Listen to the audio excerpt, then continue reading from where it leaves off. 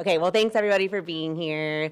We're really excited to be talking about our Walter Payton Man of the Year nominee for 2025, Kenny Moore. I think back to when he joined us in 2017, and I think he had such a purpose-driven personality then, but wow, what a long way that you have come. And I feel like it's been such an honor to have a front seat to see him grow both on and off the field. But he really had dedication and passion to impact his community and impact his team. And I think that it goes without saying, being the third year that he's been our nominee, that he has done that. And I was trying to think of something this year in particular that I think really exemplifies both the excellence on and off the field, which is what this award is all about. And when you are in the community and you are asking little kids what celebration dance you should do if you make a big play on the field, and then you go into the game that Sunday, you make that big play, and you keep your promise to that little kid, is exactly what this is all about.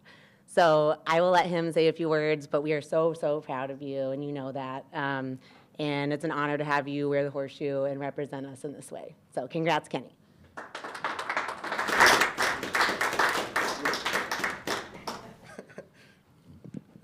Thank you so much. Those words pushed me further.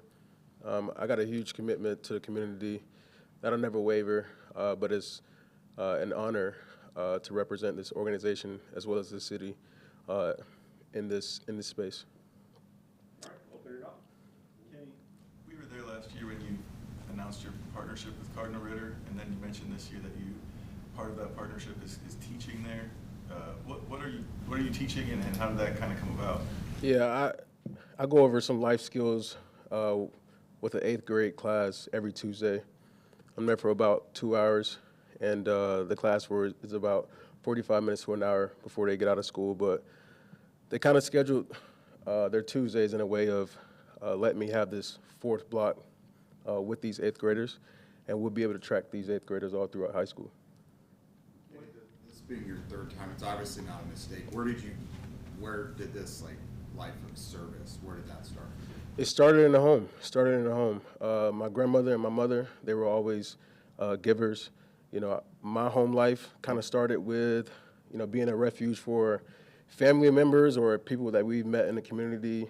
They would stay with us throughout my life at home. We had a guest room downstairs, and that kind of, led me to expand my heart of how to serve without, expecting anything from anybody else.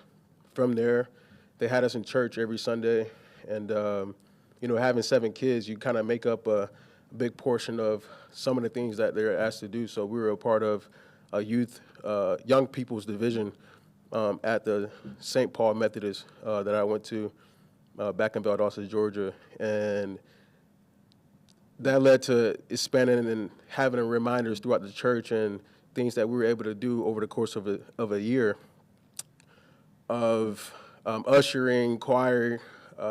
We would give out food to the homeless every Sunday before church at Sunday school. So those things led to, doing things at school and sports. We were reading to schools, Read Across of America. From then on, from leaving Valdosta, Georgia, I had a lot of great teachers and coaches over my years in Valdosta, Georgia, that I just wanted to go on a journey of appreciating them and showing them that, all the work that they poured into me, everything that they instilled wasn't in vain. So I remember going back to my high school and middle school while I was at college at Valdosta State, just telling them, I appreciate it, or writing them letters, or giving them a pair of gloves whenever I made it here. So I think those reminders are always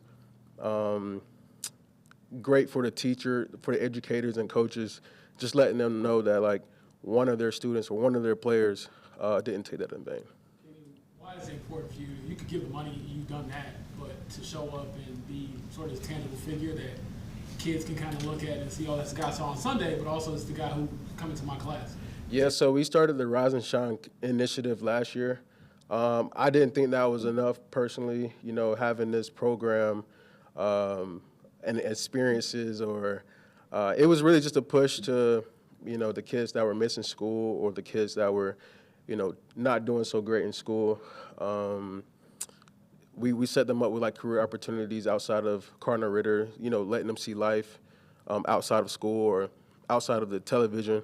And I thought it was only right. I thought it was very appropriate for me to be in the flesh and not just kind of send something to the school and just say good luck with this, but I wanted to be in the flesh, and I wanted to be more of more hands-on, more of a role for the school. So as I help them, they help me every single week, with everything that we have going on in our world of football.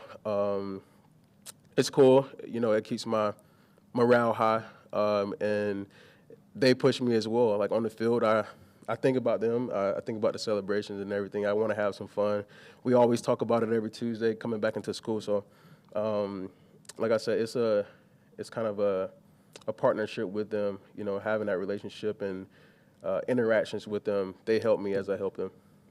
This first semester at Ritter, in what ways have you been able to see already your impact in those kids when you're going there every week? Well, I think for one is just being approachable, and first and initially, they were kind of like, what can I talk about? What can I say? They were very quiet. Now going on probably our 8th or so, having these types of discussions and everything, talking about, how is it at home, or how is it, juggling all the responsibilities that you have with school and the extracurriculars, their growth and everything. The comfort level was already there. So I think to do anything great or to do anything with, mass production, you got to have a want to at first. So to begin that quest, and they have the want to, they have the spirit behind them, and, sitting in class, they're very curious. So that is good initially, and I'll be able to see their growth for the next coming years. Take a few more. Moment, person, relationship that you look to as a source of inspiration to keep going and keep pushing yourself to continue giving back in bigger ways? I think just seeing the importance of, in the education space, or in general? In general, probably just whenever I look back at the kid in Valdosta, Georgia, that was just wanting to be great, that was wanting to prove it to himself and prove it to his family that, he meant a lot to the world and himself, and he had interest, and he was very curious. It's just the little boy in me that kind of pushed me further, and just having the integrity and having the positivity to just move on, even when things don't present themselves as such.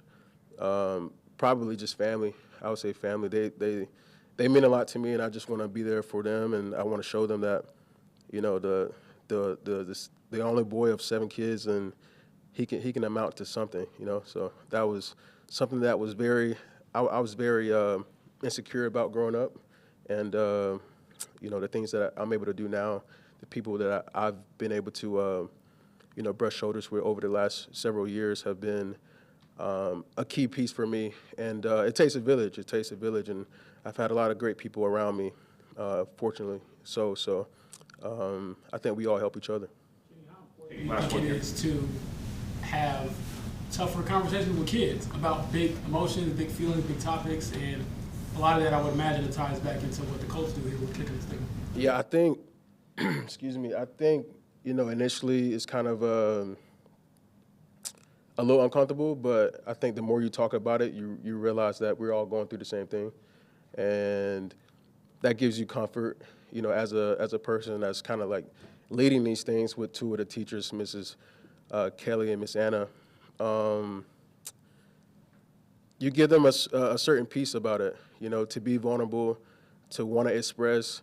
Not every child or not every student initially wants to do that, but when you make it fun sometimes, or you make it like, you're gonna go through these times in your life. We're all bound to rainy days. You just got to have the tools to be able to make it through and see the sunshine again. So I think that's what I've learned in my career, as an adult, and I didn't know those things whenever I was in 8th grade or whenever I was in high school. So having those things and the people around me to be able to say it's okay, it's cool to tell somebody else the same thing. Is it Mr. Moore or Mr. Kent? They call me Kenny. They call me Mr. Moore and Mr. Kenny. Yeah. Love it. All right. Thanks, Kenny. Yep. Thank you.